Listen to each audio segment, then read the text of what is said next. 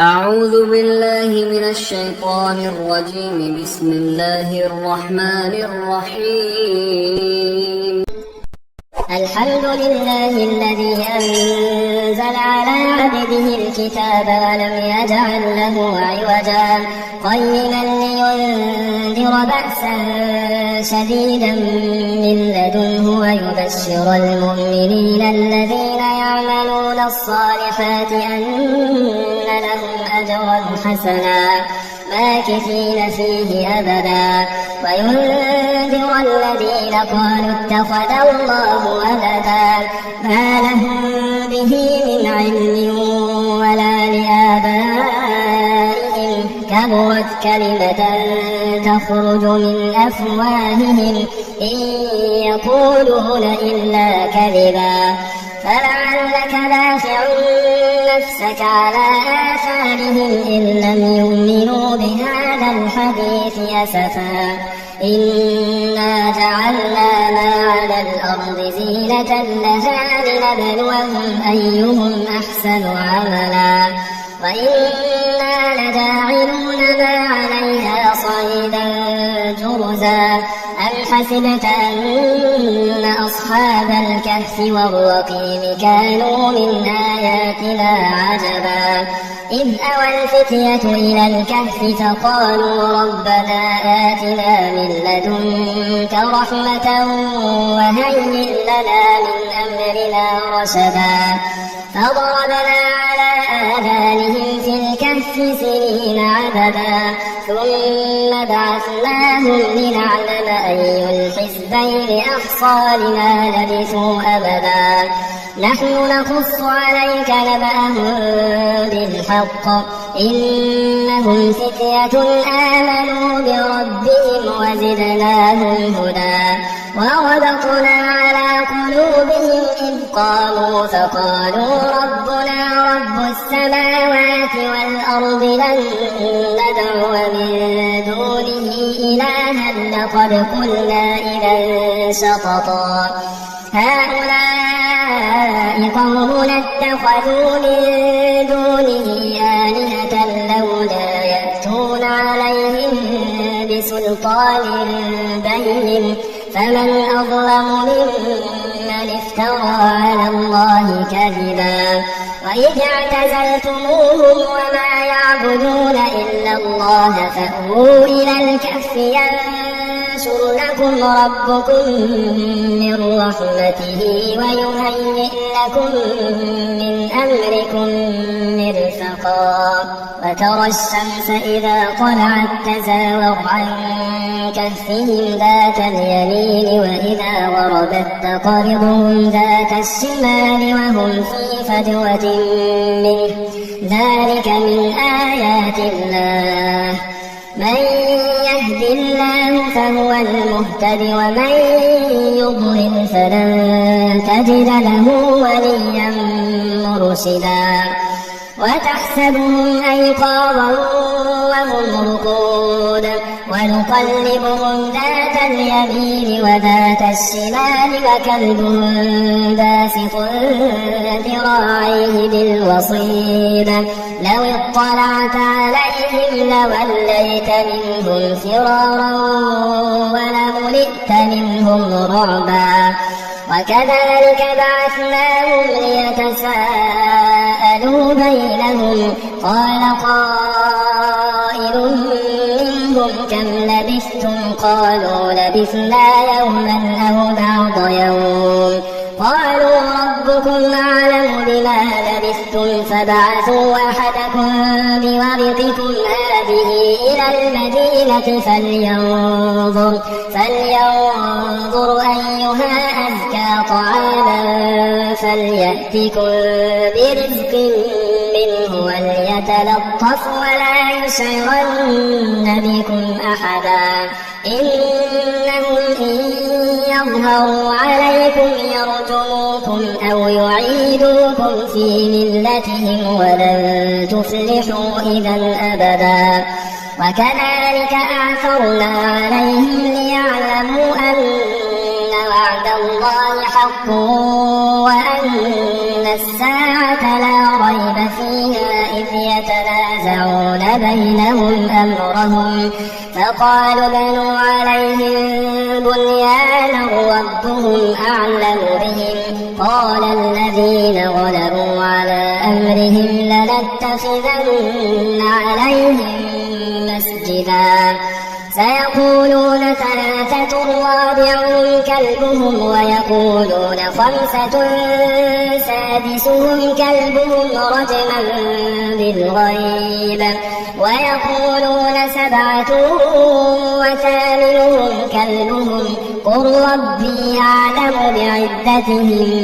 ما يعلمهم إلا قليل فلا تمار فيهم إلا مراء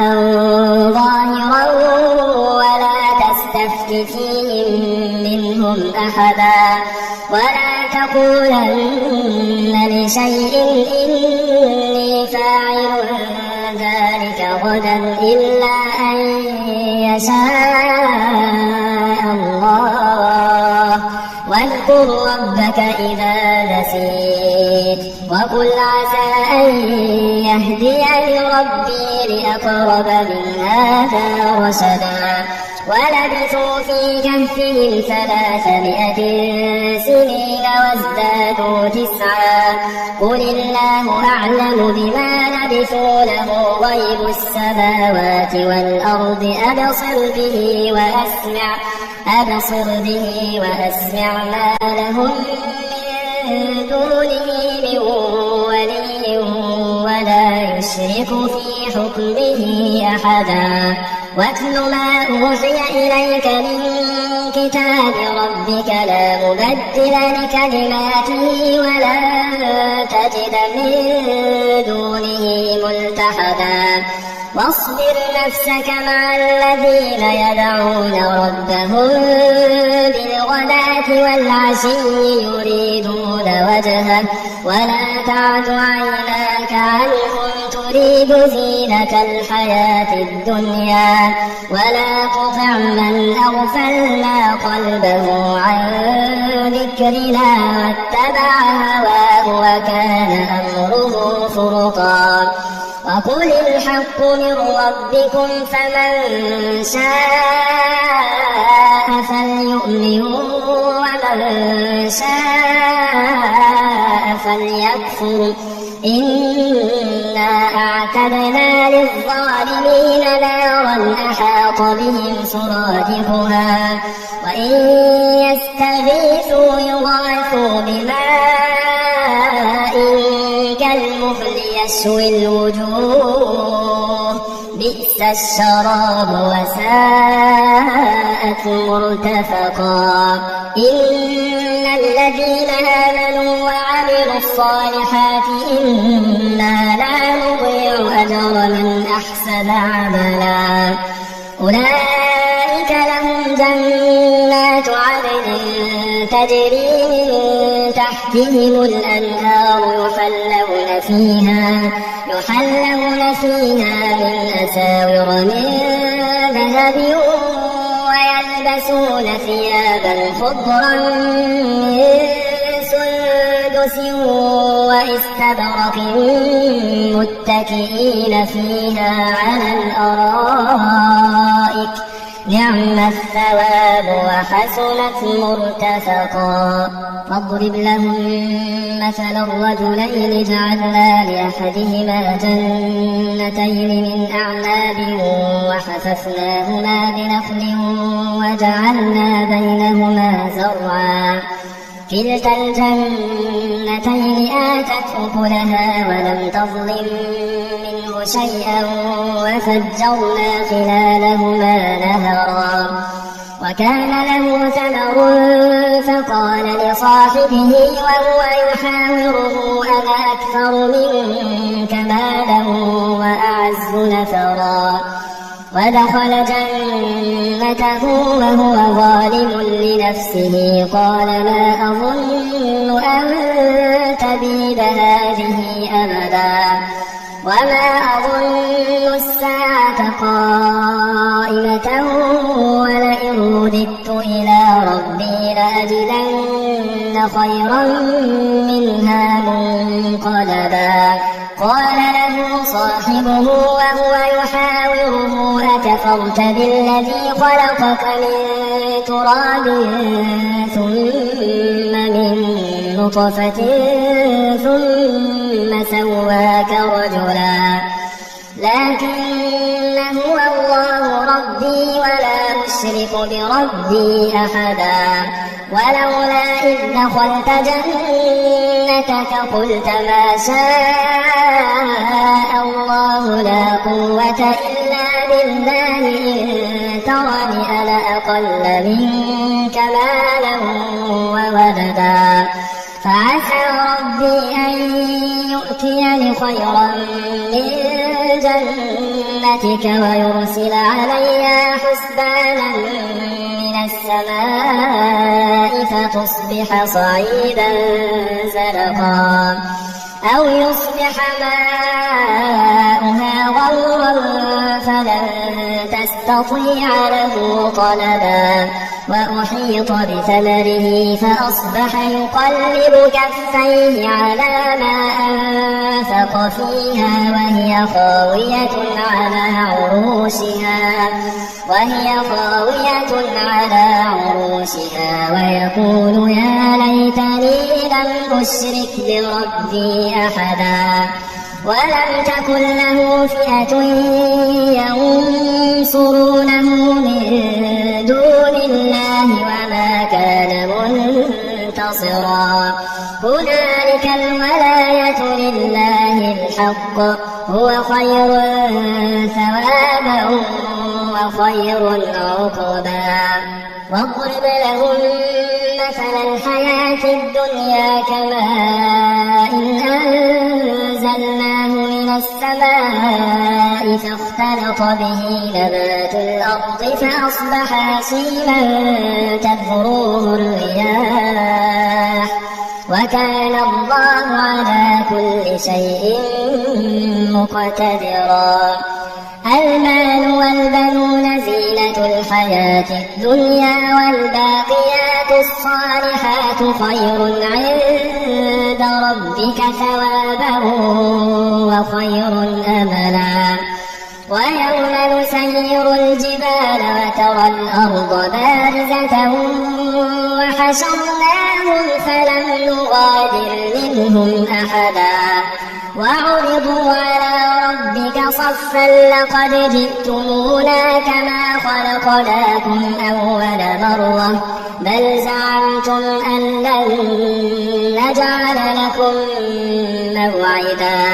ووضع الكتاب فترى المجرمين مشفقين مما فيه ويقولون يا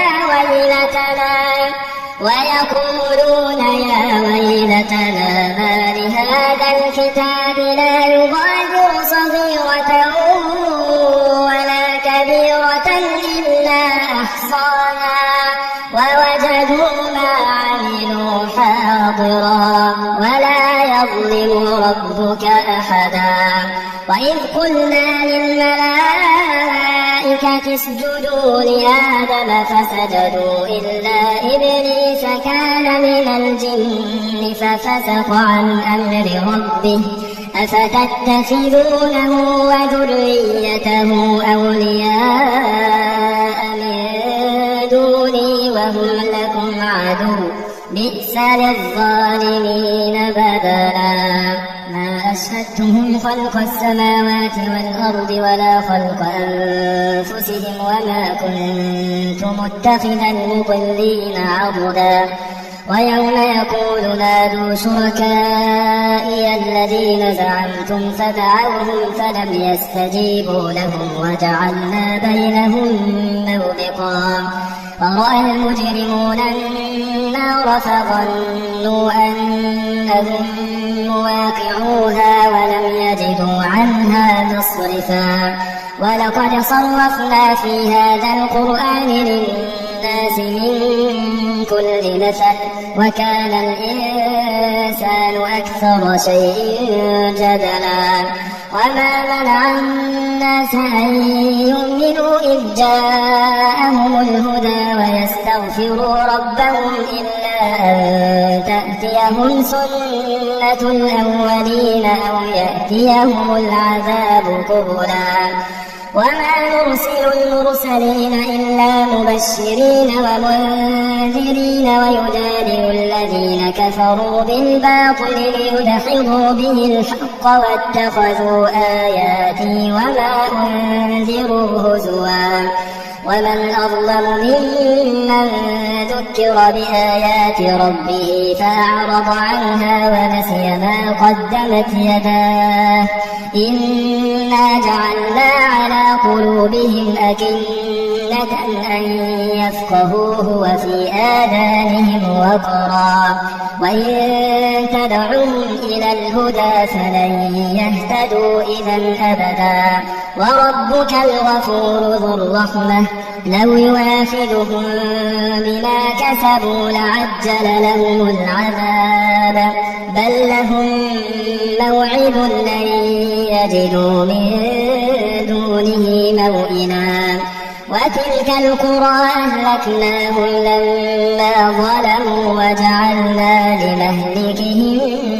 موعدا وإذ قال موسى لفتاه لا أبرح حتى أبلغ مجمع البحرين أو أمضي حقبا فلما بلغا مجمع بينهما نسيا حوتهما فاتخذ سبيله في البحر سربا فلما جاوزا قال لفتاه آتنا غداءنا لقد لقينا من سفرنا هذا نصبا قال أرأيت إذ أوينا إلى الصخرة فإني نسيت الحوت وما أنسانيه إلا الشيطان أن أذكره واتخذ سبيله في البحر عجبا قال ذلك ما كنا نبغي فارتدا على آثارهما قصصا فوجدا عبدا من عبادنا آتيناه رحمة من عندنا وعلمناه من لدنا علما قال له موسى هل أتبعك على أن تعلمني مما علمت رشدا قال إنك لن تستطيع معي صبرا وكيف تصبر على ما لم تحط به خبرا قال ستجدني إن شاء الله صابرا ولا أعصي لك أمرا قال فإن اتبعتني فلا تسألني عن شيء حتى أحدث لك منه ذكرا فانطلقا حتى إذا ركبا في السفينة خرقها قال أخرقتها لتغرق أهلها لقد جئت شيئا إمرا قال ألم أقل إنك لن تستطيع معي صبرا قال لا تؤاخذني بما نسيت ولا ترهقني من أمري عسرا فانطلقا حتى إذا لقيا غلاما فقتله قال أقتلت نفسا زكية بغير نفس لقد جئت شيئا نكرا قال ألم أقل لك إنك لن تستطيع معي صبرا قال إن سألتك عن شيء بعدها فلا تصاحبني قد بلغت من لدني عذرا فانطلقا حتى إذا أتيا أهل قرية استطعما أهلها فأبوا أن يضيفوهما فوجدا فيها جدارا يريد أن ينقض فأقامه قال لو شئت لاتخذت عليه أجرا قال هذا فراق بيني وبينك سأنبئك بتأويل ما لم تستطع عليه صبرا أما السفينة فكانت لمساكين يعملون في البحر فأردت أن أعيبها وكان وراءهم ملك يأخذ كل سفينة غصبا. وأما الغلام فكان أبواه مؤمنين فخشينا أن يرهقهما طغيانا وكفرا فأردنا أن يبدلهما ربهما خيرا منه زكاة وأقرب رحما.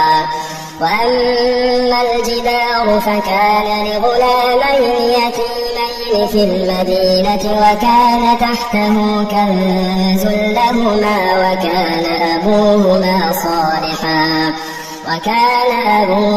صالحا فأراد ربك أن يبلغا أشدهما ويستخرجا كنزهما رحمة من ربك وما فعلته عن أمري ذلك تأويل ما لم تسطع عليه صبرا. ويسألونك عن ذي القرنين قل سأتلو عليكم منه ذكرا. إنا مكنا له في الأرض وآتيناه من كل شيء سببا فأتبع سببا حتى إذا بلغ مغرب الشمس وجدها تغرب في عين حمئة ووجد عندها قوما قلنا يا ذا القرنين إما أن تعذب وإما أن تتخذ فيهم حسنا. قال أما من ظلم فسوف نعذبه ثم يرد إلى ربه فيعذبه عذابا نكرا. وأما من آمن وعمل صالحا فله جزاء الحسنى وسنقول له من أمرنا يسرا. ثم أتبع سببا حتى إذا بلغ مطلع الشمس وجدها تطلع على قوم لم نجعل لهم من دونها سترا. كذلك وقد أحطنا بما لديه خبرا. ثم أتبع سببا حتى إذا بلغ بين السدين وجد من دونهما قوما لا يكادون يفقهون قولا. قالوا يا ذا القرنين إن يأجوج ومأجوج مفسدون في الأرض فهل نجعل لك خرجا على أن تجعل بيننا وبينهم سدا. قال ما مكنني فيه ربي خير فأعينوني بقوة أجعل بينكم وبينهم ردما. آتوني زبر الحديد حتى إذا ساوى بين الصدفين قال انفخوا حتى إذا جعله نارا قال آتوني أفرغ عليه قطرا. فما استطاعوا أن يظهروه وما استطاعوا له نقبا. قال هذا رحمة من ربي فإذا جاء وعد ربي جعله دكا وكان وعد ربي حقا. وتركنا بعضهم يومئذ يموج في بعض ونفخ في الصور فجمعناهم جمعا. وعرضنا جهنم يومئذ للكافرين عرضا. الذين كانت أعينهم في غطاء عن ذكري وكانوا لا يستطيعون سمعا. أفحسب الذين كفروا أن يتخذوا عبادي من دوني أولياء إنا أعتدنا جهنم للكافرين نزلا. قل هل ننبئكم بالأخسرين أعمالا الذين ضل سعيهم في الحياة الدنيا وهم يحسبون أنهم يحسنون صنعا أولئك الذين كفروا بآيات ربهم ولقائه فحبطت أعمالهم فلا نقيم لهم يوم القيامة وزنا ذلك جزاؤهم جهنم بما كفروا واتخذوا آياتي ورسلي هزوا إن الذين آمنوا وعملوا الصالحات كانت لهم جنات الفردوس نزلا خالدين فيها لا يبغون عنها حولا قل لو كان البحر مدادا لكلمات ربي لنفد البحر قبل أن تنفد كلمات ربي ولو جئنا بمثله مددا قل إنما أنا بشر مثلكم يوحى إلي أنما إلهكم إله واحد فمن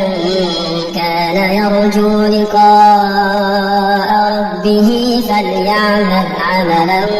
صالحا ولا يشرك بعبادة ربه أحدا بسم الله الرحمن الرحيم ياسين والقرآن الحكيم إنك لمن المرسلين على صراط مستقيم تنزيل العزيز الرحيم لتنذر قوما ما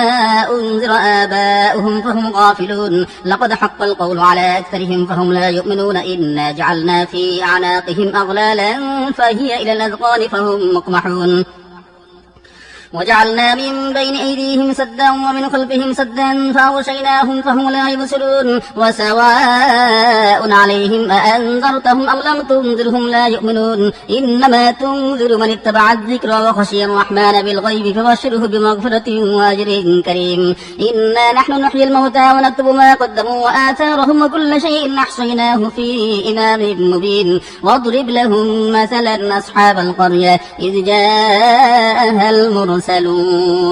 إذ أرسلنا إليهم اثنين فكذبوهما فعززنا بثالث فقالوا إنا إليكم مرسلون قالوا ما أنتم إلا بشر مثلنا وما أنزل الرحمن من شيء إن أنتم إلا تكذبون قالوا ربنا يعلم إنا إليكم لمرسلون وما علينا إلا البلاغ المبين قالوا إنا تطيرنا بكم لئن لم تنتهوا لنرجمنكم وليمسنكم منا عذاب أليم قالوا طائركم معكم أئن ذكرتم بل أنتم قوم مسرفون وجاء من أقصى المدينة رجل يسعى قال يا قوم اتبعوا المرسلين اتبعوا من لا يسألكم أجرا وهم مهتدون وما لي لا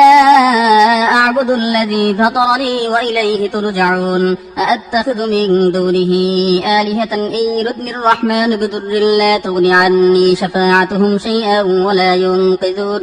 إني إذا لفي ضلال مبين إني آمنت بربكم فاسمعون قيل ادخل الجنة قال يا ليت قومي يعلمون بما غفر لي ربي وجعلني من المكرمين وما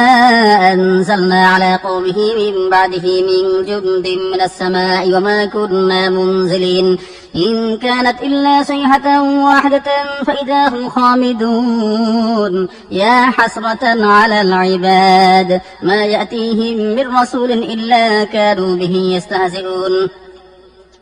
ألم يروا كم أهلكنا قبلهم من القرون أنهم إليهم لا يرجعون وإن كل لما جميع لدينا محضرون وآية لهم الأرض الميتة أحييناها وأخرجنا منها حبا فمنه يأكلون وجعلنا فيها جنات من نخيل وأعناب وفجرنا فيها من العيون ليأكلوا من ثمره وما عملته أيديهم أفلا يشكرون سبحان الذي خلق الأزواج كلها مما تنبت الأرض ومن أنفسهم ومما لا يعلمون وآية لهم الليل نسلخ منه النهار فإذا هم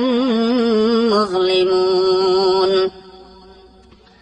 والشمس تجري لمستقر لها ذلك تقدير العزيز العليم والقمر قدرناه منازل حتى عاد كالعرجون القديم لا الشمس ينبغي لها أن تدرك القمر ولا الليل سابق النهار وكل في فلك يسبحون وآية لهم أنا حملنا ذريتهم في الفلك المشحون وخلقنا لهم من مثله ما يركبون وإن نشأ نغرقهم فلا صريخ لهم ولا هم ينقذون إلا رحمة منا ومتاعا إلى حين وإذا قيل لهم اتقوا ما بين أيديكم وما خلفكم لعلكم ترحمون وما تأتيهم من آية من آيات ربهم إلا كانوا عنها معرضين وإذا قيل لهم أنفقوا مما رزقكم الله قال الذين كفروا للذين آمنوا أنطعم من لو يشاء الله أطعمه إن أنتم إلا في ضلال مبين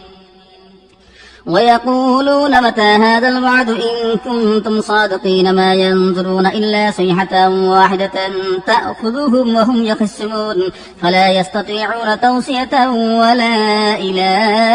أهلهم يرجعون ونفخ في الصور فإذا هم من الأجداث إلى ربهم ينسلون قالوا يا ويلنا من بعثنا من مرقدنا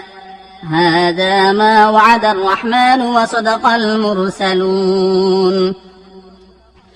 إن كانت إلا صيحة واحدة فإذا هم جميع لدينا محضرون فاليوم لا تظلم نفس شيئا ولا تجزون إلا ما كنتم تعملون إن أصحاب الجنة اليوم في شغل فاكهون هم وأزواجهم في زلال على الأرائك متكئون لهم فيها فاكهة ولهم ما يدعون سلام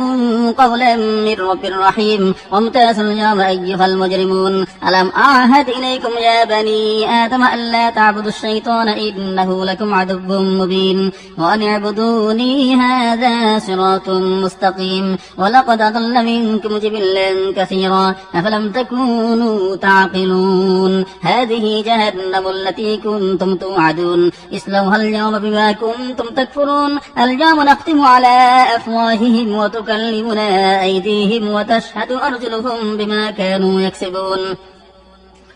ولو نشاء لطمسنا على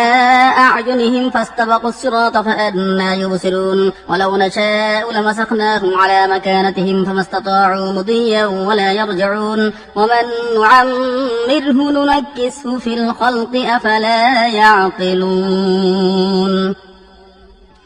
وما علمناه الشعر ما ينبغي له إن هو إلا ذكر وقرآن مبين لينذر من كان حيا ويحق القول على الكافرين أولم يروا أنا خلقنا لهم مما عملت أيدينا أنعاما فهم لها مالكون وذللناها لهم فمنها ركوبهم ومنها يأكلون ولهم فيها منافع ومشارب أفلا يشكرون واتخذوا من دون الله آلهة لعلهم ينصرون لا يستطيعون نصرهم وهم لهم جند محضرون فلا يحزنك قولهم إنا نعلم ما يسرون وما يعلنون أولم يرى الإنسان أنا خلقناه من نطفة فإذا هو خصيم مبين وضرب لنا مثلا ونسي خلقه قال من يحيي العظام وهي رميم قل يحييها الذي أنشأها أول مرة وهو بكل خلق عليم الذي جعل لكم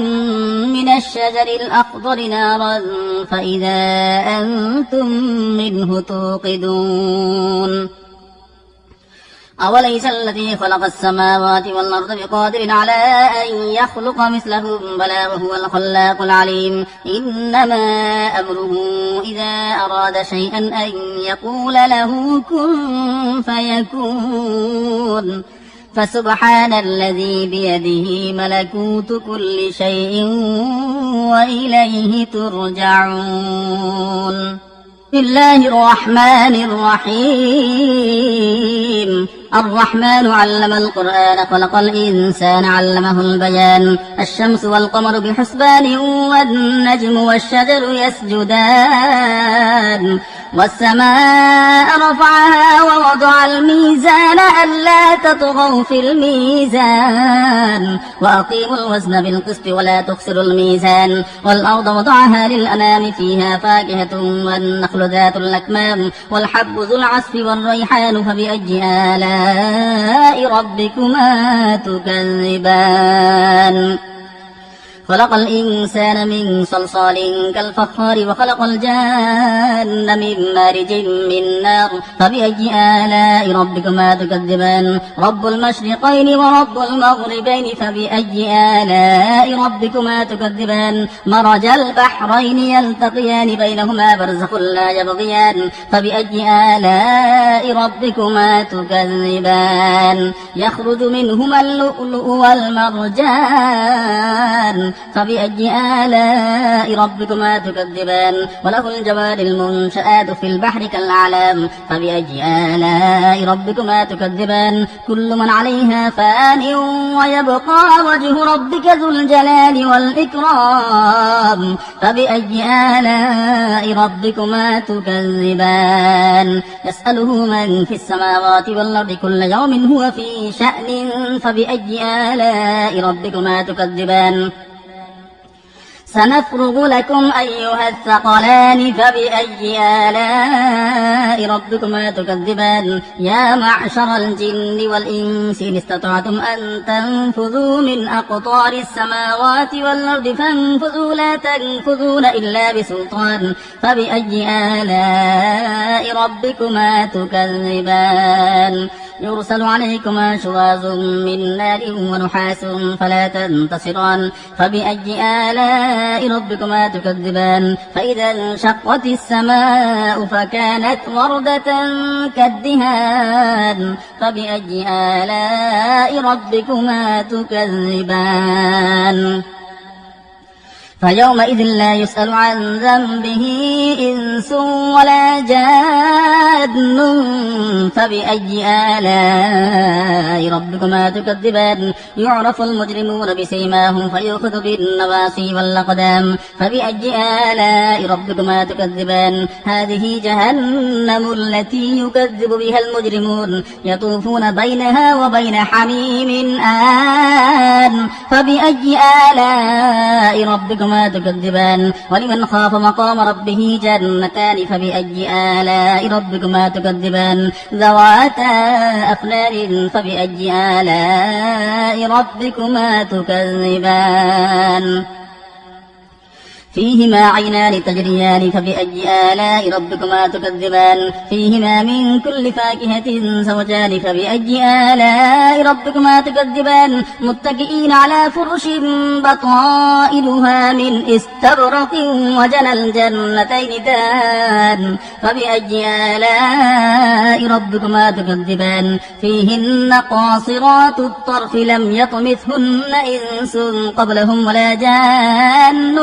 فبأي آلاء ربكما تكذبان. كأنهن الياقوت والمرجان فبأي آلاء ربكما تكذبان. هل جزاء الإحسان إلا الإحسان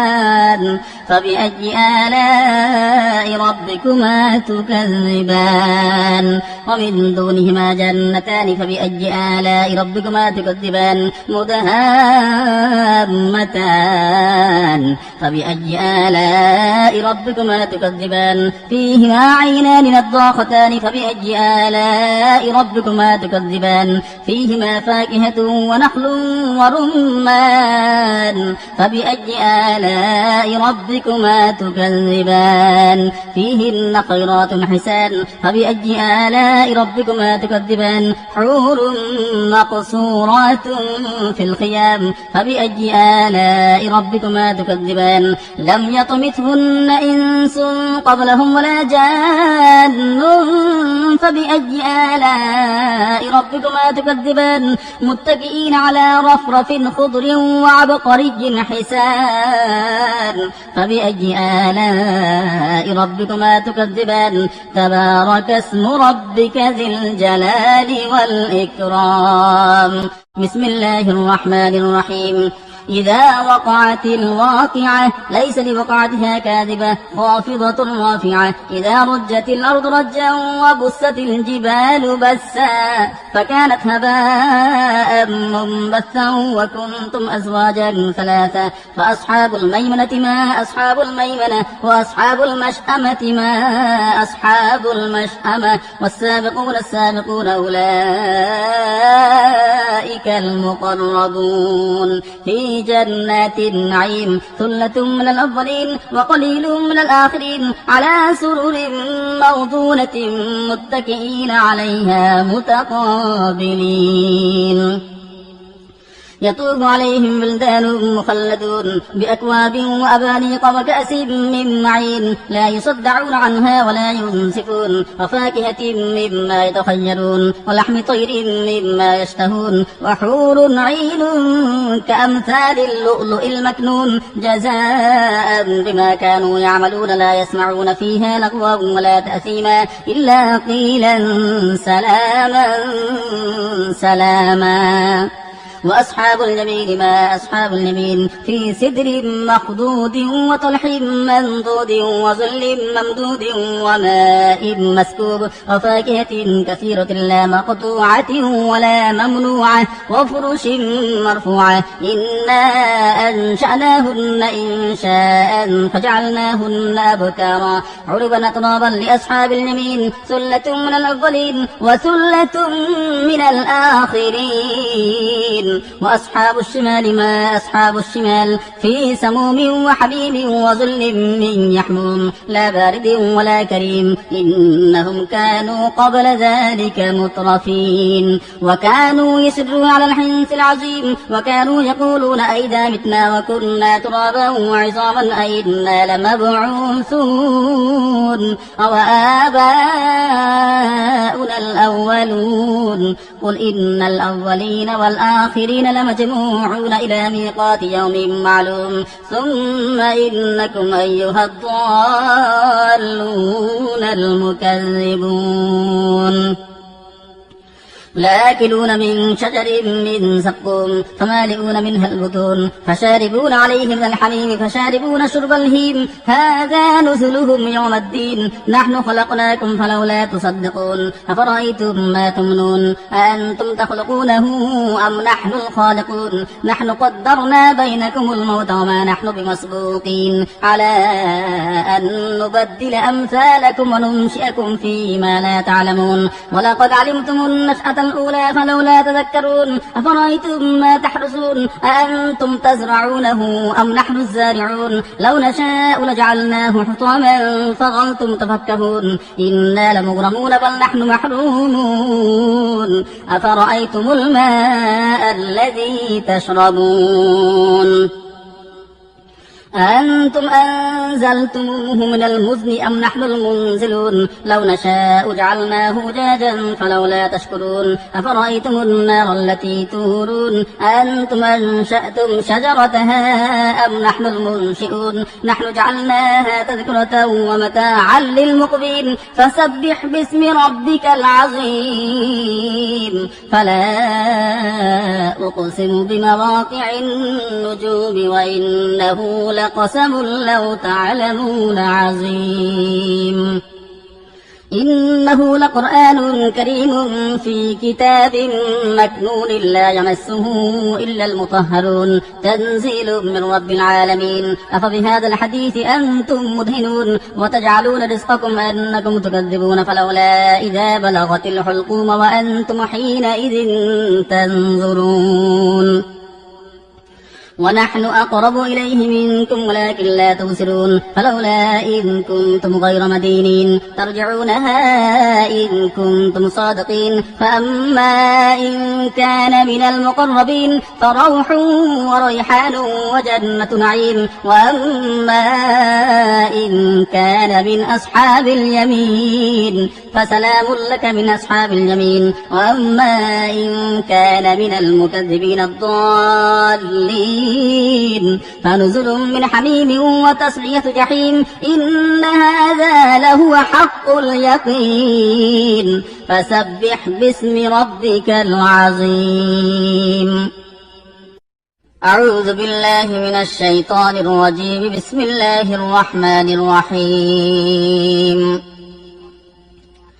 تبارك الذي بيده الملك وهو على كل شيء قدير الذي خلق الموت والحياة ليبلوكم أيكم أحسن عملا وهو العزيز الغفور الذي خلق 7 سماوات طباقا ما ترى في خلق الرحمن من تفاوت فارجع البصر هل ترى من فطور ثم ارجع البصر كرتين ينقلب إليك البصر خاسئا وهو حسير ولقد زينا السماء الدنيا بمصابيح وجعلناها رجوما للشياطين وأعتدنا لهم عذاب السعير وللذين كفروا بربهم عذاب جهنم وبئس المصير إذا ألقوا فيها سمعوا لها شهيقا وهي تفور تكاد تميز من الغيظ كلما ألقي فيها فوج سألهم خزنتها ألم يأتكم نذير قالوا بلى قد جاءنا نذير فكذبنا وقلنا ما نزل الله من شيء إن أنتم إلا في ضلال كبير وقالوا لو كنا نسمع أو نعقل ما كنا في أصحاب السعير فاعترفوا بذنبهم فسحقا لأصحاب السعير إن الذين يخشون ربهم بالغيب لهم مغفرة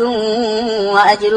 كبير وأسروا قولكم أو اجهروا به إنه عليم بذات الصدور ألا يعلم من خلق وهو اللطيف الخبير هو الذي جعل لكم الأرض ذلولا فامشوا في مناكبها وكلوا من رزقه وإليه النشور أأمنتم من في السماء أن يخسف بكم الأرض فإذا هي تمور أم أمنتم من في السماء أن يرسل عليكم حاصبا فستعلمون كيف نذير ولقد كذب الذين من قبلهم فكيف كان نكير أولم يروا للطير فوقهم صافات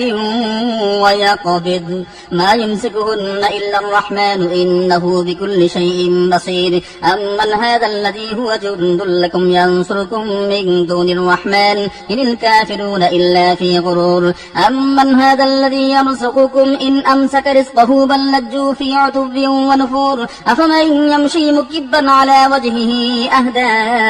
أمن يمشي سويا على صراط مستقيم قل هو الذي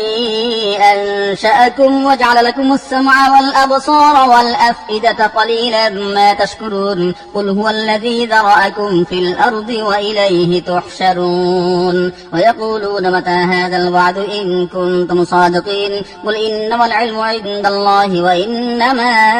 أنا نذير مبين فلما رأوه زلفة سيئت وجوه الذين كفروا وقيل هذا الذي كنتم به تدعون قل أرأيتم إن أهلكني الله ومن معي أو رحمنا فمن يجير الكافرين من عذاب أليم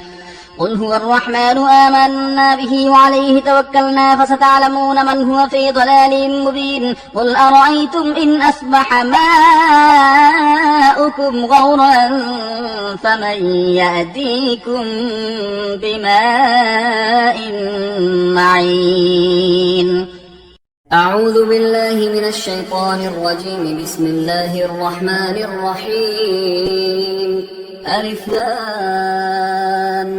ميم ذلك الكتاب لا ريب فيه هدى للمتقين الذين يؤمنون بالغيب ويقيمون الصلاة ومما رزقناهم ينفقون والذين يؤمنون بما أنزل إليك وما أنزل من قبلك وبالآخرة هم يوقنون أولئك على هدى من ربهم وأولئك هم المفلحون. إن الذين كفروا سواء عليهم أأنذرتهم أم لم تنذرهم لا يؤمنون ختم الله على قلوبهم وعلى سمعهم وعلى أبصارهم غشاوة ولهم عذاب عظيم. ومن الناس من يقول آمنا بالله وباليوم الآخر وما هم بمؤمنين يخادعون الله والذين آمنوا وما يخدعون إلا أنفسهم وما يشعرون في قلوبهم مرض فزادهم الله مرضا ولهم عذاب أليم بما كانوا يكذبون. وإذا قيل لهم لا تفسدوا في الأرض قالوا إنما نحن مصلحون ألا إنهم هم المفسدون ولكن لا يشعرون. وإذا قيل لهم آمنوا كما آمن الناس قالوا أنؤمن كما آمن السفهاء ألا إنهم هم السفهاء ولكن لا يعلمون. وإذا لقوا الذين آمنوا قالوا آمنا وإذا خلوا إلى شياطينهم قالوا إنا معكم إنما نحن مستهزئون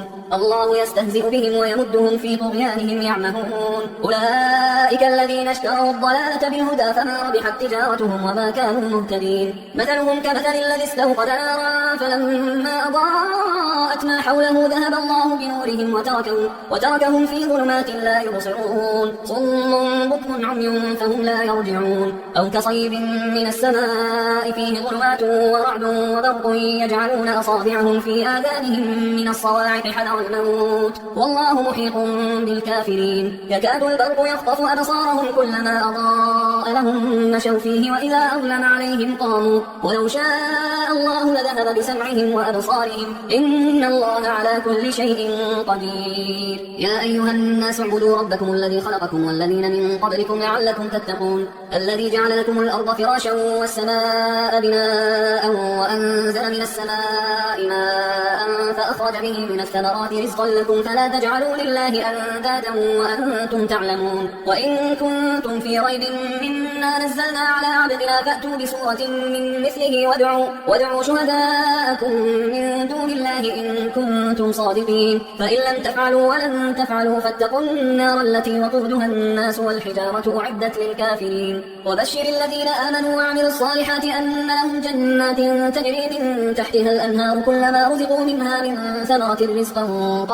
قالوا هذا الذي رزقنا من قبل وأتوا به متشابها ولهم فيها أزواج مطهرة وهم فيها خالدون. إن الله لا يستحيي أن يضرب مثلا ما بعوضة فما فوقها فأما الذين آمنوا فيعلمون أنه الحق من ربهم وأما الذين كفروا فيقولون ماذا أراد الله بهذا مثلا يضل به كثيرا ويهدي به كثيرا وما يضل به إلا الفاسقين الذين ينقضون عهد الله من بعد ميثاقه ويقطعون ما أمر الله به أن يوصل ويفسدون في الأرض أولئك هم الخاسرون. كيف تكفرون بالله وكنتم أمواتا فأحياكم ثم يميتكم ثم يحييكم ثم إليه ترجعون. هو الذي خلق لكم ما في الأرض جميعا ثم استوى إلى السماء فسواهن 7 سماوات وهو بكل شيء عليم. وإذ قال ربك للملائكة إني جاعل في الأرض خليفة قالوا أتجعل فيها من يفسد فيها ويسفك الدماء ونحن نسبح بحمدك ونقدس لك قال إني أعلم ما لا تعلمون. وعلم آدم الأسماء كلها ثم عرضهم على الملائكة فقال أنبئوني بأسماء هؤلاء إن كنتم صادقين. قالوا سبحانك لا علم لنا إلا ما علمتنا إنك أنت العليم الحكيم. قال يا آدم أنبئهم بأسمائهم فلما أنبأهم بأسمائهم قال ألم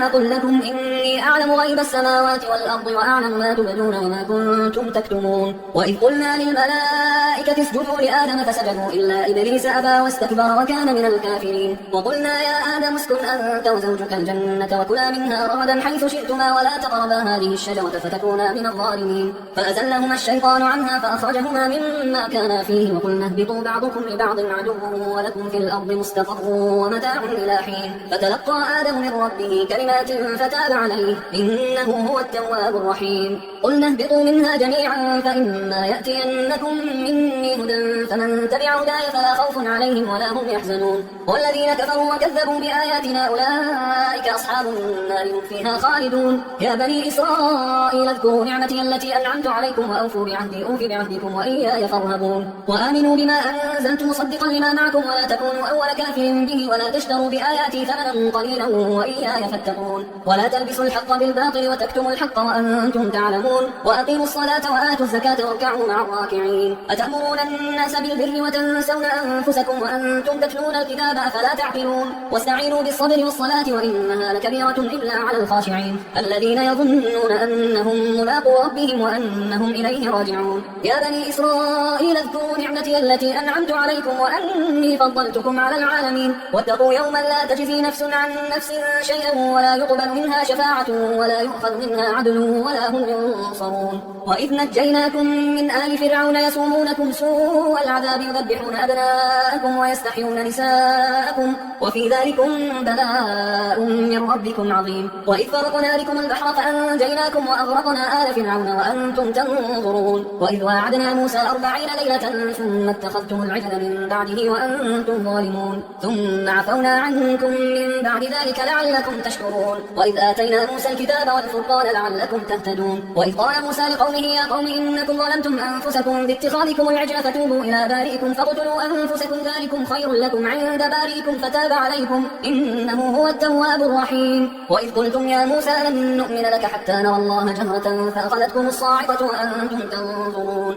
ثم بعثناكم من بعد موتكم لعلكم تشكرون وظللنا عليكم الغمام وأنزلنا عليكم المن والسلوى كلوا من طيبات ما رزقناكم وما ظلمونا ولكن كانوا أنفسهم يظلمون وإذ قلنا ادخلوا هذه القرية فكلوا منها حيث شئتم رغدا وادخلوا الباب سجدا وقولوا حطة نغفر لكم خطاياكم وسنزيد المحسنين فبدل الذين ظلموا قولا غير الذي قيل لهم فأنزلنا على الذين ظلموا رجزا من السماء بما كانوا يفسقون وإذ استسقى موسى لقومه فقلنا اضرب بعصاك الحجر فانفجرت منه 12 عينا قد علم كل أناس مشربهم كلوا واشربوا من رزق الله ولا تعثوا في الأرض مفسدين وإذ قلتم يا موسى لن نصبر على طعام واحد فادع لنا ربك يخرج لنا مما تنبت الأرض من بقلها وقثائها وفومها وعدسها وبصلها قال أتستبدلون الذي هو أدنى بالذي هو خير اهبطوا مصرا فإن لكم ما سألتم وضربت عليهم الذلة والمسكنة وباءوا بغضب من الله ذلك بأنهم كانوا يكفرون بآيات الله ويقتلون النبيين بغير الحق ذلك بما عصوا وكانوا يعتدون إن الذين آمنوا والذين هادوا والنصارى والصابئين من آمن بالله واليوم الآخر وعمل صالحا فلهم أجرهم عند ربهم ولا خوف عليهم ولا هم يحزنون وإذ أخذنا ميثاقكم ورفعنا فوقكم الطور خذوا ما آتيناكم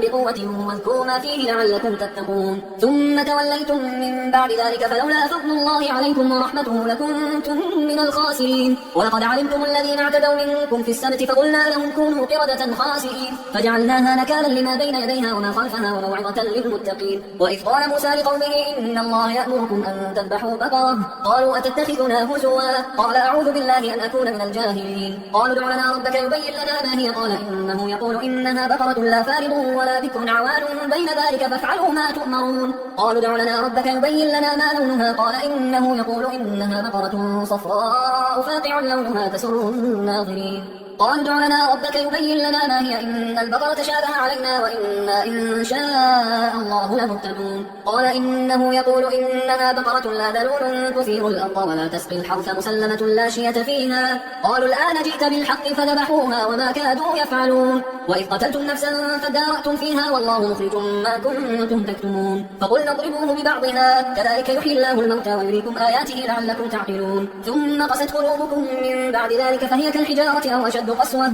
وإن من الحجارة لما يتفجر منه الأنهار وإن منها لما يشقق فيخرج منه الماء وإن منها لما يهبط من خشية الله وما الله بغافل عما تعملون أفتطمعون أن يؤمنوا لكم وقد كان فريق منهم يسمعون كلام الله ثم يحرفونه من بعد ما عقلوه وهم يعلمون وإذا لقوا الذين آمنوا قالوا آمنا وإذا خلا بعضهم إلى بعض قالوا أتحدثونهم بما فتح الله عليكم ليحاجوكم به عند ربكم أفلا تعقلون أولا يعلمون أن الله يعلم ما يسرون وما يعلنون ومنهم أميون لا يعلمون الكتاب إلا أماني وإنهم إلا يظنون فويل للذين يكتبون الكتاب بأيديهم ثم يقولون هذا من عند الله ليشتروا به ثمنا قليلا فويل لهم مما كتبت أيديهم وويل لهم مما يكسبون يستأنسون وقالوا لن تمسنا النار إلا أياما معدودة قل أتخذتم عند الله عهدا فلن يخلف الله عهده أم تقولون على الله ما لا تعلمون بلى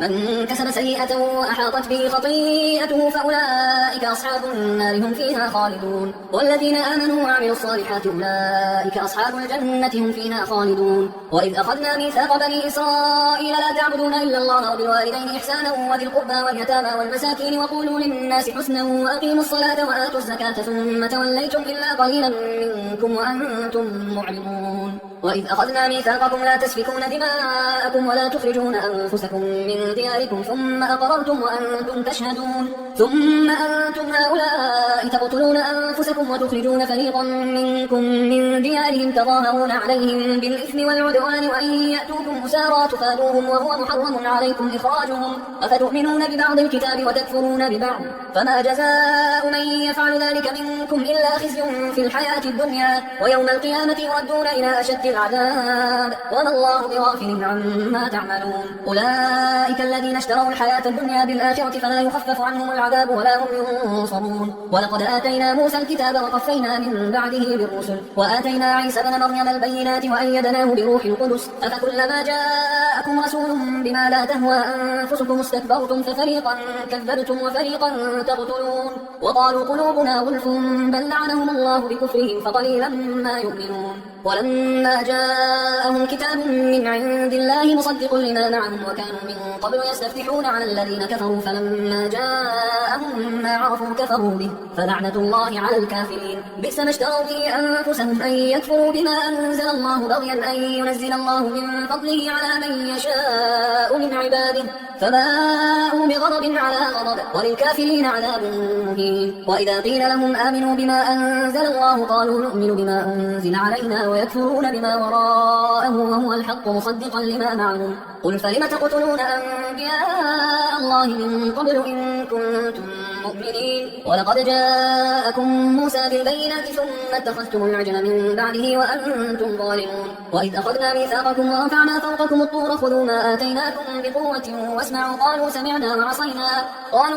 وعصينا وأشربوا في قلوبهم العجل بكفرهم قل بئس ما يأمركم به إيمانكم إن كنتم مؤمنين قل إن كانت لكم الدار الآخرة عند الله خالصة من دون الناس فتمنوا الموت إن كنتم صادقين ولن يتمنوه أبدا بما قدمت أيديهم والله عليم بالظالمين ولتجدنهم أحرص الناس على حياة ومن الذين أشركوا يود أحدهم لو يعمر 1000 سنة وما هو بمزحزحه من العذاب أن يعمر والله بصير بما يعملون قل من كان عدوا لجبريل فإنه نزله على قلبك بإذن الله مصدقا لما بين يديه وهدى وبشرى للمؤمنين من كان عدوا لله وملائكته ورسله وجبريل وميكال فإن الله عدو للكافرين ولقد أنزلنا إليك آيات بينات وما يكفر بها إلا الفاسقون أو كلما عاهدوا عهدا نبذه فريق منهم بل أكثرهم لا يؤمنون ولما جاءهم رسول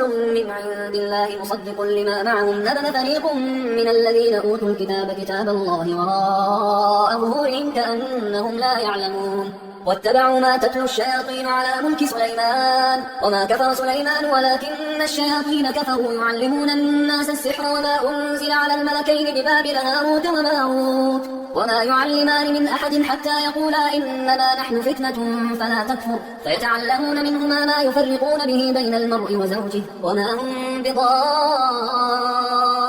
به من أحد إلا بإذن الله ويتعلمون ما يضرهم ولا ينفعهم ولقد علموا لمن اشتراه ما له في الآخرة من خلاق ولبئس ما شروا به أنفسهم لو كانوا يعلمون ولو أنهم آمنوا واتقوا لمثوبة من عند الله خير لو كانوا يعلمون يا أيها الذين آمنوا لا تقولوا راعنا وقولوا انظرنا واسمعوا وللكافرين عذاب أليم ما يود الذين كفروا من أهل الكتاب ولا المشركين أن ينزل عليكم من خير من ربكم والله يختص برحمته من يشاء والله ذو الفضل العظيم. ما ننسخ من آية أو ننسها نأتي بخير منها أو مثلها. ألم تعلم أن الله على كل شيء قدير. ألم تعلم أن الله له ملك السماوات والأرض وما لكم من دون الله من ولي ولا نصير. أم تريدون أن تسألوا رسولكم كما سئل موسى من قبل ومن يتبدل الكفر بالإيمان فقد ضل سواء السبيل. ود كثير من أهل الكتاب لو يردونكم من بعد إيمانكم كفارا حسدا من عند أنفسهم من بعد ما تبين لهم الحق فاعفوا واصفحوا حتى يأتي الله بأمره إن الله على كل شيء قدير. وأقيموا الصلاة وآتوا الزكاة وما تقدموا لأنفسكم من خير تجدوه عند الله إن الله بما تعملون بصير. وقالوا لن يدخل الجنة إلا من كان هودا أو نصارى تلك أمانيهم قل هاتوا برهانكم إن كنتم صادقين. بلى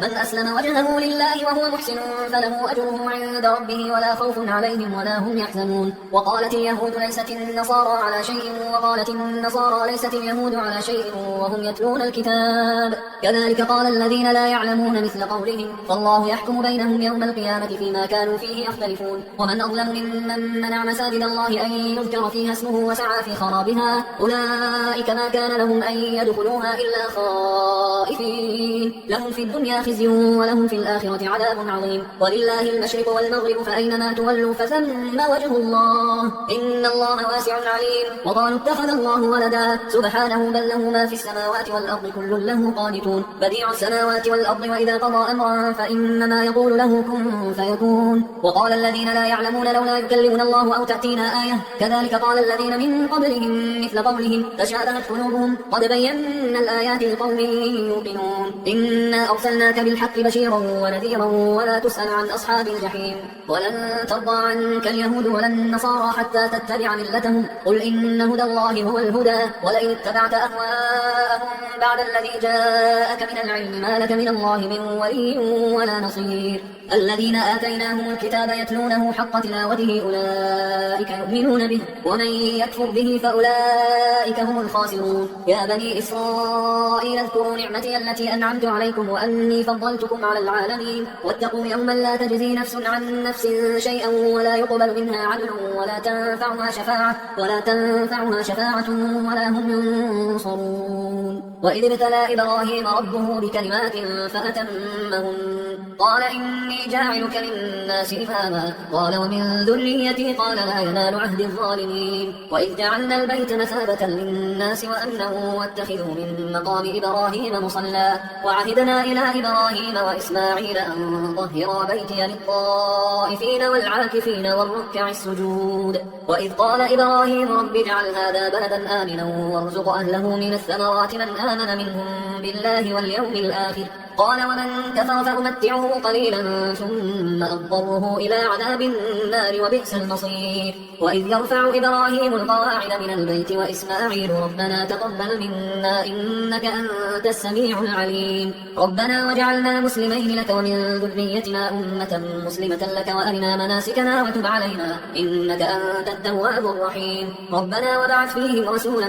منهم يتلو عليهم آياتك ويعلمهم الكتاب والحكمة ويزكيهم إنك أنت العزيز الحكيم. ومن يرغب عن ملة إبراهيم إلا من سفه نفسه ولقد اصطفيناه في الدنيا وإنه في الآخرة لمن الصالحين. إذ قال له ربه أسلم قال أسلمت لرب العالمين. ووصى بها إبراهيم بنيه ويعقوب يا بني إن الله اصطفى لكم الدين فلا تموتن إلا وأنتم مسلمون. أم كنتم شهداء إذ حضر يعقوب الموت إذ قال لبنيه ما تعبدون من بعده قالوا نعبد إلهك وإله آبائك إبراهيم وإسماعيل وإسحاق إلها واحدا ونحن له مسلمون. تلك أمة قد خلت لها ما كسبت ولكم ما كسبتم ولا تسألون عما كانوا يعملون. وقالوا كونوا هودا أو نصارى تهتدوا قل بل ملة إبراهيم حنيفا وما كان من المشركين. قولوا آمنا بالله وما أنزل إلينا وما أنزل إلى إبراهيم وإسماعيل وإسحاق ويعقوب والأسباط وما أوتي موسى وعيسى وما أوتي النبيون من ربهم لا نفرق بين أحد منهم ونحن له مسلمون فإن آمنوا بمثل ما آمنتم به فقد اهتدوا وإن تولوا فإنما هم في شقاق فسيكفيكهم الله وهو السميع العليم صبغة الله ومن أحسن من الله صبغة ونحن له عابدون قل أتحاجوننا في الله وهو ربنا وربكم ولنا أعمالنا ولكم أعمالكم ونحن له مخلصون أم تقولون إن إبراهيم وإسماعيل وإسحاق ويعقوب والأسباط كانوا هودا أو نصارى قل أأنتم أعلم أم الله ومن أظلم ممن كتم شهادة عنده من الله وما الله بغافل عما تعملون تلك أمة قد خلت لها ما كسبت ولكم ما كسبتم ولا تسألون عما كانوا يعملون سيقول السفهاء من الناس ما ولاهم عن قبلتهم التي كانوا عليها قل لله المشرق والمغرب يهدي من يشاء إلى صراط مستقيم وكذلك جعلناكم أمة وسطا لتكونوا شهداء على الناس ويكون الرسول عليكم شهيدا وما جعلنا القبلة التي كنت عليها إلا لنعلم من يتبع الرسول ممن ينقلب على عقبيه وإن كانت لكبيرة إلا على الذين هدى الله وما كان الله ليضيع إيمانكم إن الله بالناس لرؤوف رحيم قد نرى تقلب وجهك في السماء فلنولينك قبلة ترضاها فول وجهك شطر المسجد الحرام وحيث ما كنتم فولوا وجوهكم شطره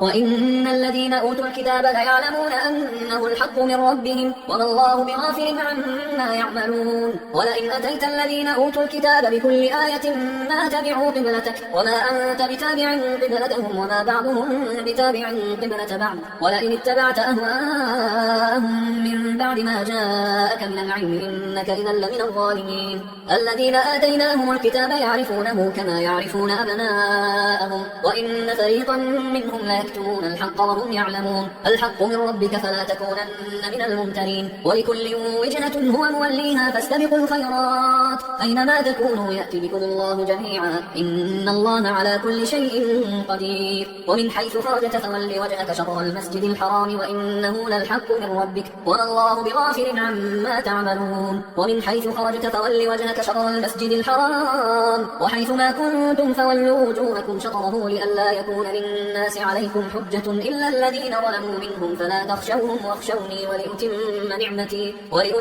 نعمتي عليكم ولعلكم تهتدون كما أرسلنا فيكم رسولا منكم يتلو عليكم آياتنا ويزكيكم ويعلمكم الكتاب والحكمة ويعلمكم ما لم تكونوا تعلمون فاذكروني أذكركم واشكروا لي ولا تكفرون يا أيها الذين آمنوا استعينوا بالصبر والصلاة إن الله مع الصابرين ولا تقولوا لمن يقتل في سبيل الله أموات بل أحياء ولكن لا تشعرون ولنبلونكم بشيء من الخوف والجوع ونقص من الأموال والأنفس والثمرات وبشر الصابرين الذين إذا أصابتهم مصيبة قالوا إنا لله وإنا إليه راجعون أولئك عليهم صلوات من ربهم ورحمة وأولئك هم المهتدون إن الصفا والمروة من شعائر الله فمن حج البيت أو اعتمر فلا جناح عليه أن يطوف بهما ومن تطوع خيرا فإن الله شاكر عليم إن الذين يكتمون ما أنزلنا من البينات والهدى من بعد ما بيناه للناس في الكتاب أولئك يلعنهم الله ويلعنهم اللاعنون إلا الذين تابوا وأصلحوا وبينوا فأولئك أتوب عليهم وأنا التواب الرحيم إن الذين كفروا وماتوا وهم كفار أولئك عليهم لعنة الله والملائكة والناس أجمعين خالدين فيها لا يخفف عنهم العذاب ولا هم ينظرون وإلهكم إله واحد لا إله إلا هو الرحمن الرحيم إن في خلق السماوات والأرض واختلاف الليل والنهار والفلك التي تجري في البحر بما ينفع الناس وما أنزل الله من السماء من ماء فأحيا به الأرض بعد موتها وبث فيها من كل دابة وتصريف الرياح والسحاب المسخر بين السماء والأرض لآيات لقوم يعقلون ومن الناس من يتخذ من دون الله أندادا يحبونهم كحب الله والذين آمنوا أشد حبا لله ولو يرى الذين ظلموا إذ يرون العذاب أن القوة لله جميعا وأن الله شديد العذاب إذ تبرأ الذين اتبعوا من الذين اتبعوا ورأوا العذاب وتقطعت بهم الأسباب وقال الذين اتبعوا لو أن لنا كرة فنتبرأ منهم كما تبرأوا منا كذلك يريهم الله أعمالهم حسرات عليهم وما هم بخارجين من النار يا أيها الناس كلوا مما في الأرض حلالا طيبا ولا تتبعوا خطوات الشيطان إنه لكم عدو مبين إنما يأمركم بالسوء والفحشاء وأن تقولوا على الله ما لا تعلمون وإذا قيل لهم اتبعوا ما أنزل الله قالوا بل نتبع ما ألفينا عليه آباءنا أولو كان آباؤهم لا يعقلون شيئا ولا يهتدون ومثل الذين كفروا كمثل الذي ينعق بما لا يسمع إلا دعاء ونداء صم بكم عمي فهم لا يعقلون يا أيها الذين آمنوا كلوا من طيبات ما رزقناكم واشكروا لله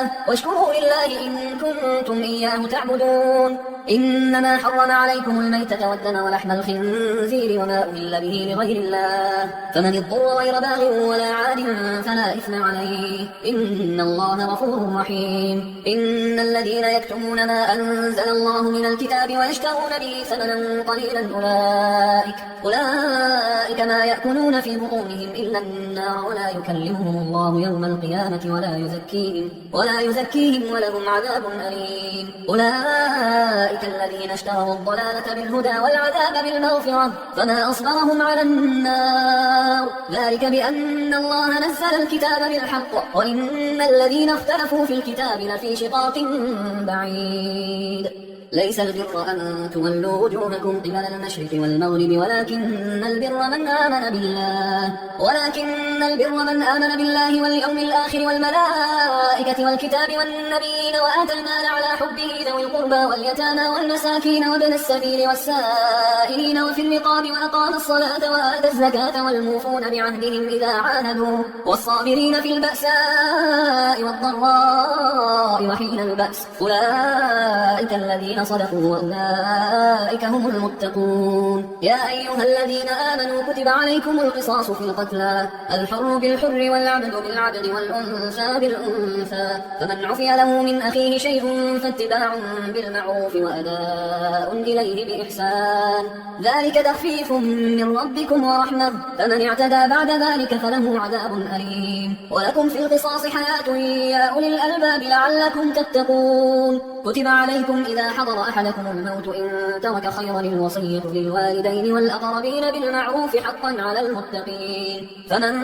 بدله بعد ما سمعه فإنما إثمه على الذين يبدلونه إن الله سميع عليم فمن خاف من موص جنفا أو إثما فأصلح بينهم فلا إثم عليه إن الله غفور رحيم يا أيها الذين آمنوا كتب عليكم الصيام كما كتب على الذين من قبلكم لعلكم تتقون أياما معدودات فمن كان منكم مريضا أو على سفر فعدة من أيام أخرى وعلى الذين يطيقونه فدية طعام مسكين فمن تطوع خيرا فهو خير له وأن تصوموا خير لكم إن كنتم تعلمون شهر رمضان الذي أنزل فيه القرآن هدى للناس وبينات من الهدى والفرقان فمن شهد منكم الشهر فليصم ومن كان مريضا أو على سفر فعدة من أيام أخرى يريد الله بكم اليسر ولا يريد بكم العسر ولتكملوا العدة ولتكبروا الله على ما هداكم ولعلكم تشكرون وإذا سألك عبادي عني فإني قريب أجيب دعوة الداعي إذا دعان فليستجيبوا لي وليؤمنوا بي لعلهم يرشدون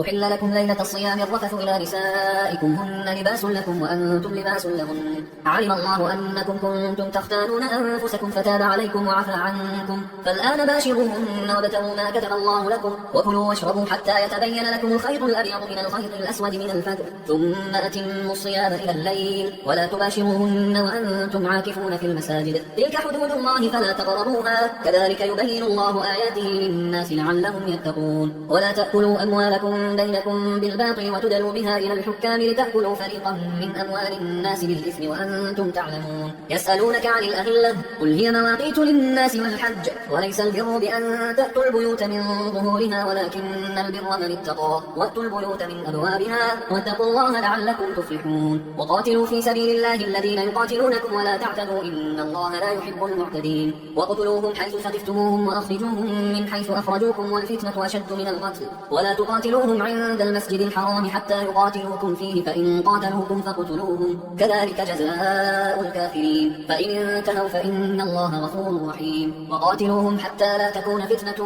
ويكون الدين لله فإن انتهوا فلا عدوان إلا على الظالمين. الشهر الحرام بالشهر الحرام والحرمات قصاص فمن اعتدى عليكم فاعتدوا عليه بمثل ما اعتدى عليكم واتقوا الله واعلموا أن الله مع المتقين. وأنفقوا في سبيل الله ولا تلقوا بأيديكم إلى التهلكة وأحسنوا إن الله يحب المحسنين. وأتموا الحج والعمرة لله فإن أحسرتم فما استيسر من الهدي ولا تحلقوا رؤوسكم حتى يبلغ الهدي محله فمن كان منكم مريضا أو به أذى من رأسه ففدية من صيام أو صدقة أو نسك فإذا أمنتم فمن تمتع بالعمرة إلى الحج فما استيسر من الهدي فمن لم يجد فصيام 3 أيام في الحج و7 إذا رجعتم تلك 10 كاملة ذلك لمن لم يكن أهله حاضر المسجد الحرام. واتقوا الله واعلموا أن الله شديد العقاب. الحج أشهر معلومات فمن فرض فيهن الحج فلا رفث ولا فسوق ولا جدال في الحج وما تفعلوا من خير يعلمه الله وتزودوا فإن خير الزاد التقوى واتقوا يا أولي الألباب. ليس عليكم جناح أن تبتغوا فضلا من ربكم فإذا أفضتم من عرفات فاذكروا الله عند المشعر الحرام واذكروه كما هداكم وإن كنتم من قبله لمن الضالين. ثم أفيضوا من حيث أفاض الناس واستغفروا الله إن الله غفور رحيم. فإذا قضيتم مناسككم فاذكروا الله كذكركم آباءكم أو أشد ذكرا فمن الناس من يقول ربنا آتنا في الدنيا وما له في الآخرة من خلاق ومنهم من يقول ربنا آتنا في الدنيا حسنة وفي الآخرة حسنة وقنا عذاب النار. أولئك لهم نصيب مما كسبوا والله سريع الحساب. واذكروا الله في أيام معدودات فمن تعجل في يومين فلا إثم عليه ومن تأخر فلا إثم عليه لمن اتقى واتقوا الله واعلموا أنكم إليه تحشرون. ومن الناس من يعجبك قوله في الحياة الدنيا ويشهد الله على ما في قلبه وهو ألد الخصام وإذا تولى سعى في الأرض ليفسد فيها ويهلك الحرث والنسل والله لا يحب الفساد. وإذا قيل له اتق الله أخذته العزة بالإثم فحسبه جهنم ولبئس المهاد. ومن الناس من يشري نفسه ابتغاء مرضات الله والله رؤوف بالعباد. يا أيها الذين آمنوا ادخلوا في السلم كافة ولا تتبعوا خطوات الشيطان إنه لكم عدو مبين. فإن زللتم من بعد ما جاءتكم البينات فاعلموا أن الله عزيز حكيم. هل ينظرون إلا أن يأتيهم الله في ظلل من الغمام والملائكة وقضي الأمر وإلى الله ترجع الأمور. سل بني إسرائيل كم آتيناهم من آية بينة ومن يبدل نعمة الله من بعد ما جاءته فإن الله شديد العقاب. زين للذين كفروا الحياة الدنيا ويسخرون من الذين آمنوا والذين اتقوا فوقهم يوم القيامة والله يرزق من يشاء بغير حساب. كان الناس أمة واحدة فبعث الله النبيين مبشرين ومنذرين وأنزل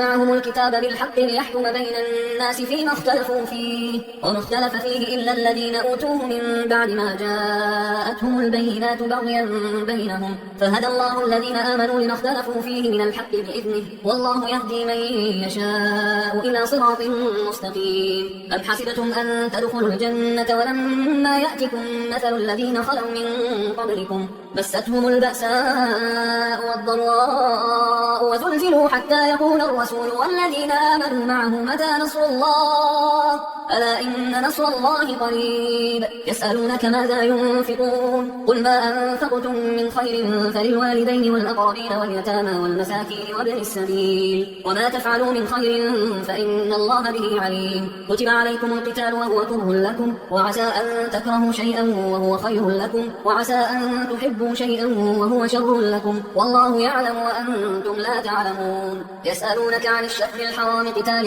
فيه قل قتال فيه كبير وصد عن سبيل الله وكفر به والمسجد الحرام وإخراج أهله منه أكبر عند الله والفتنة أكبر من القتل ولا يزالون يقاتلونكم حتى يردوكم عن دينكم إن استطاعوا ومن يرتد منكم عن دينه فيمت وهو كافر فأولئك حبطت أعمالهم في الدنيا والآخرة وأولئك أصحاب النار هم فيها خالدون إن الذين آمنوا والذين هاجروا وجاهدوا في سبيل الله أولئك يرجون رحمة الله والله غفور رحيم يسألونك عن الخمر والميسر قل فيهما إثم كبير ومنافع للناس وإثمهما أكبر من نفعهما ويسألونك ماذا ينفقون قل العفو كذلك يبين الله لكم الآيات لعلكم تتفكرون في الدنيا والآخرة ويسألونك عن اليتامى قل إصلاح لهم خير وإن تخالطوهم فإخوانكم والله يعلم المفسد من المصلح ولو شاء الله لأعنتكم إن الله عزيز حكيم ولا تنكحوا المشركات حتى يؤمنوا ولأمة مؤمنة خير من مشركة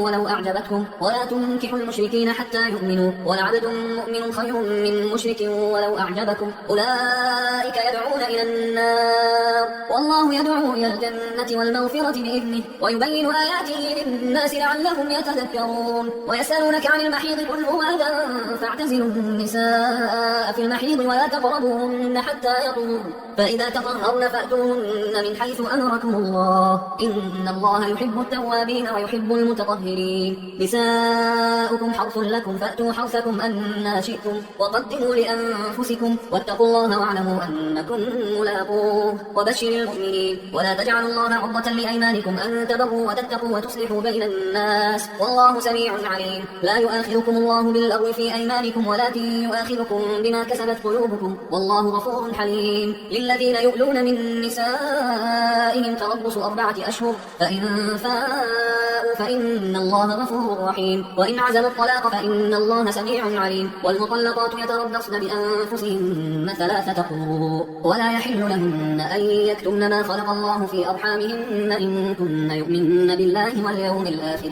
وبعولتهن أحق بردهن في ذلك إن أرادوا إصلاحا ولهن مثل الذي عليهن بالمعروف وللرجال عليهن درجة والله عزيز حكيم الطلاق 2 مرتان فإمساك بمعروف أو تسريح بإحسان ولا يحل لكم أن تأخذوا مما آتيتموهن شيئا إلا أن يخافا أن لا يقيما حدود الله فإن خفتم أن لا يقيما حدود الله فلا جناح عليهما فيما افتدت به تلك حدود الله فلا تعتدوها ومن يتعد حدود الله فأولئك هم الظالمون فإن طلقها فلا تحل له من بعد حتى تنكح زوجا غيره فإن طلقها فلا جناح عليهما أن يتراجعا إن ظنا أن يقيما حدود الله وتلك حدود الله يبينها لقوم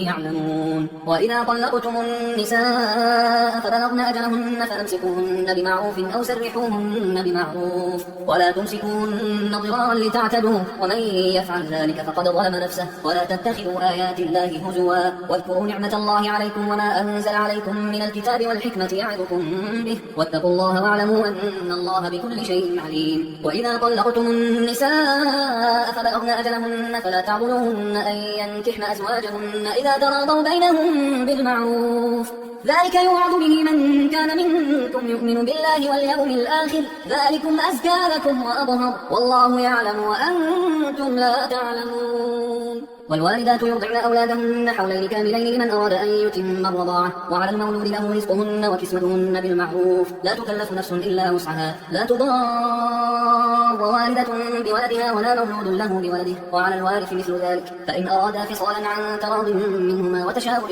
فلا جناح عليهما وإن أردتم أن تسترضعوا أولادكم فلا جناح عليكم إذا سلمتم ما آتيتم بالمعروف واتقوا الله واعلموا أن الله بما تعملون بصير والذين يتوفون منكم ويذرون أزواجا أزواجا يتربصن بأنفسهن 4 أشهر و10، فإذا بلغن أجلهن فلا جناح عليكم فيما فعلن في أنفسهن بالمعروف، والله بما تعملون خبير. ولا جناح عليكم فيما عرضتم به من خطبة النساء أو أكننتم في أنفسكم، علم الله أنكم ستذكرونهن ولكن لا تواعدوهن سرا إلا أن تقولوا قولا معروفا، ولا تعزموا عقدة النكاح حتى يبلغ الكتاب أجله، واعلموا أن الله يعلم ما في أنفسكم فاحذروه، واعلموا أن الله غفور حليم. لا جناح عليكم إن طلقتم النساء ما لم تمسوهن أو تفرضوا لهن فريضة، ومتعوهن على الموسع قدره وعلى المقتر قدره متاعا بالمعروف حقا على المحسنين. وإن طلقتموهن من قبل أن تمسوهن وقد فرضتم لهن فريضة فنصف ما فرضتم إلا أن يعفون أو يعفو الذي بيده عقدة النكاح، وأن تعفوا أقرب للتقوى ولا تنسوا الفضل بينكم، إن الله بما تعملون بصير. حافظوا على الصلوات والصلاة الوسطى وقوموا لله قانتين، فإن خفتم فرجالا أو ركبانا، فإذا أمنتم فاذكروا الله كما علمكم ما لم تكونوا تعلمون. والذين يتوفون منكم ويذرون أزواجا وصية لأزواجهم متاعا إلى الحول غير إخراج، فإن خرجن فلا جناح عليكم فيما فعلن في أنفسهن من معروف، والله عزيز حكيم. وللمطلقات متاع بالمعروف حقا على المتقين، كذلك يبين الله لكم آياته لعلكم تعقلون. ألم تر إلى الذين خرجوا من ديارهم وهم ألوف حذر الموت فقال لهم الله موتوا ثم أحياهم، إن الله لذو فضل على الناس ولكن أكثر الناس لا يشكرون. وقاتلوا في سبيل الله واعلموا أن الله سميع عليم. من ذا الذي يقرض الله قرضا حسنا فيضاعفه له أضعافا كثيرة، والله يقبض ويبسط وإليه ترجعون. ألم تر إلى الملأ من بني إسرائيل من بعد موسى إذ قالوا لنبي له ابعث لنا ملكا نقاتل في سبيل الله، قال هل عسيتم إن كتب عليكم القتال ألا تقاتلوا، قالوا وما لنا ألا نقاتل في سبيل الله وقد أخرجنا من ديارنا وأبنائنا، فلما كتب عليهم القتال تولوا إلا قليلا منهم، والله عليم بالظالمين. وقال لهم نبيهم إن الله قد بعث لكم طالوت ملكا، قالوا أنا يكون له الملك علينا ونحن أحق بالملك منه ولم يؤت سعة من المال، قال إن الله اصطفاه عليكم وزاده بسطة في العلم والجسم، والله يؤتي ملكه من يشاء والله واسع عليم. وقال لهم نبيهم إن آية ملكه أن يأتيكم التابوت فيه سكينة من ربكم وبقية مما ترك آل موسى وآل هارون تحمله الملائكة، إن في ذلك لآية لكم إن كنتم مؤمنين. فلما فصل طالوت بالجنود قال إن الله مبتليكم بنهر فمن شرب منه فليس مني ومن لم يطع عنه فإنه مني إلا من اغترف غرفة بيده، فشربوا منه إلا قليلا منهم. فلما جاوزه هو والذين آمنوا معه قالوا لا طاقة لنا اليوم بجالوت وجنوده، قال الذين يظنون أنهم ملاقوا الله كم من فئة قليلة غلبت فئة كثيرة بإذن الله والله مع الصابرين. ولما برزوا لجالوت وجنوده قالوا ربنا أفرغ علينا صبرا وثبت أقدامنا وانصرنا على القوم الكافرين، فهزموهم بإذن الله. وقتل داود جالوت وآتاه الله الملك والحكمة وعلمه مما يشاء، ولولا دفع الله الناس بعضهم ببعض لفسدت الأرض ولكن الله ذو فضل على العالمين. تلك آيات الله نتلوها عليك بالحق وإنك لمن المرسلين. تلك الرسل فضلنا بعضهم على بعض، منهم من كلم الله ورفع بعضهم درجات، وآتينا عيسى ابن مريم البينات وأيدناه بروح القدس، ولو شاء الله ما اقتتل الذين من بعدهم من بعد ما جاءتهم البينات ولكن اختلفوا فمنهم من آمن ومنهم من كفر، ولو شاء الله ما اقتتلوا ولكن الله يفعل ما يريد. يا أيها الذين آمنوا أنفقوا مما رزقناكم من قبل أن يأتي يوم لا بيع فيه ولا خلة ولا شفاعة والكافرون هم الظالمون. الله لا إله إلا هو الحي القيوم لا تأخذه سنة ولا نوم له ما في السماوات وما في الأرض، من ذا الذي يشفع عنده إلا بإذنه، يعلم ما بين أيديهم وما خلفهم ولا يحيطون بشيء من علمه إلا بما شاء، وسع كرسيه السماوات والأرض ولا يؤوده حفظهما وهو العلي العظيم. لا إكراه في الدين قد تبين الرشد من الغي، فمن يكفر بالطاغوت ويؤمن بالله فقد استمسك بالعروة الوثقى لا انفصام لها والله سميع عليم. الله ولي الذين آمنوا يخرجهم من الظلمات إلى النور، والذين كفروا أولياءهم الطاغوت يخرجونهم من النور إلى الظلمات، أولئك أولئك أصحاب النار هم فيها خالدون. ألم تر إلى الذي حاج إبراهيم في ربه أن آتاه الله الملك إذ قال إبراهيم ربي الذي يحيي ويميت قال أنا أحيي وأميت قال إبراهيم فإن الله يأتي بالشمس من المشرق فأت بها من المغرب فبهت الذي كفر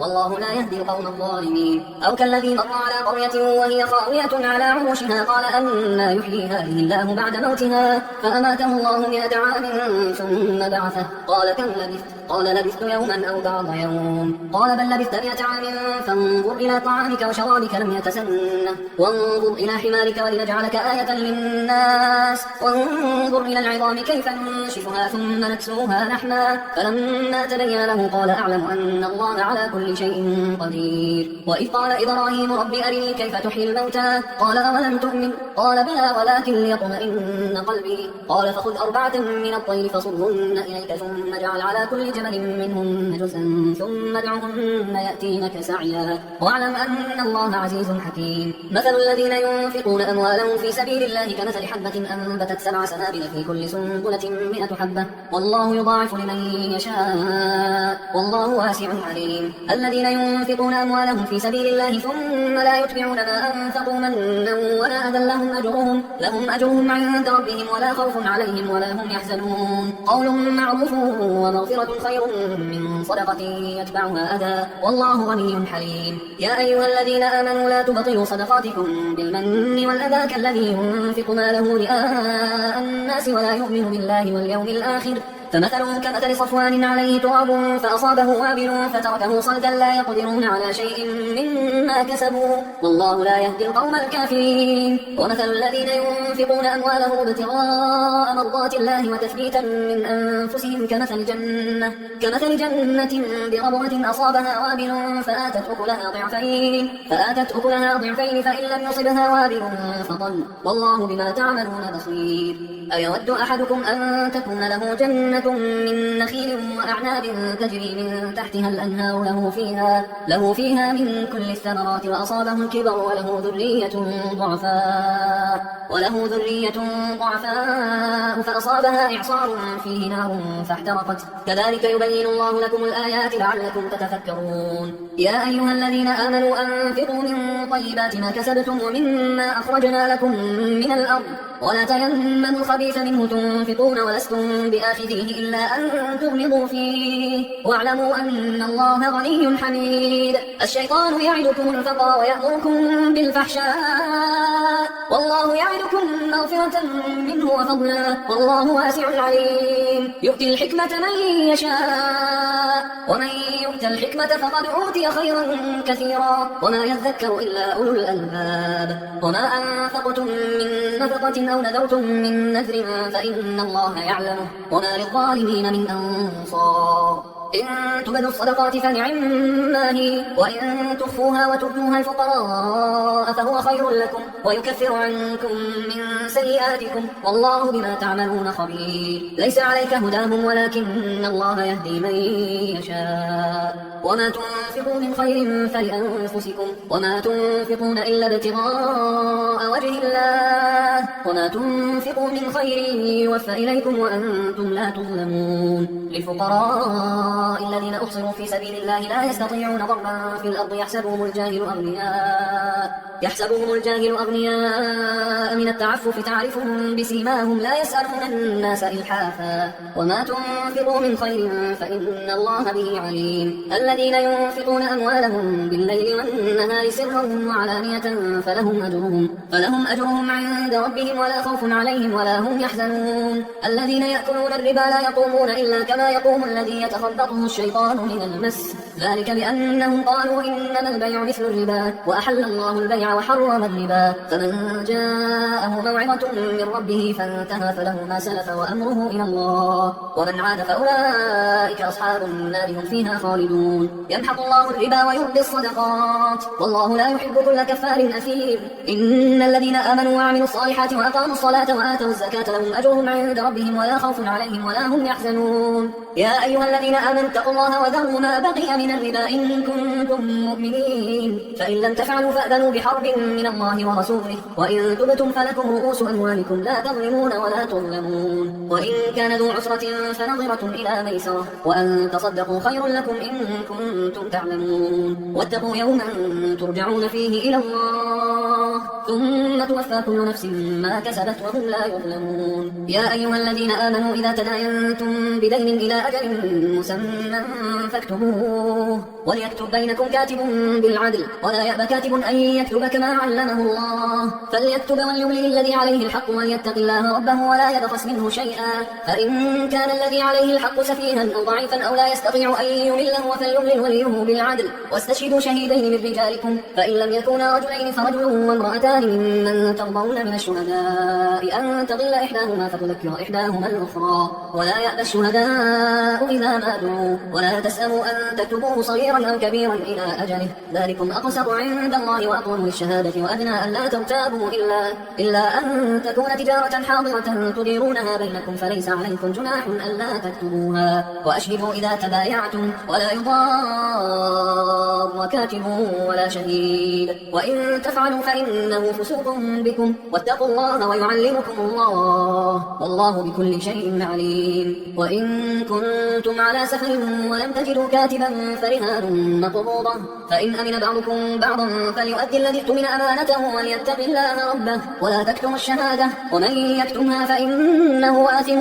قلبه والله بما تعملون عليم لله ما في السماوات وما في الأرض وإن تبدوا ما في أنفسكم أو تخفوه يحاسبكم به الله فيغفر لمن يشاء ويعذب من يشاء والله على كل شيء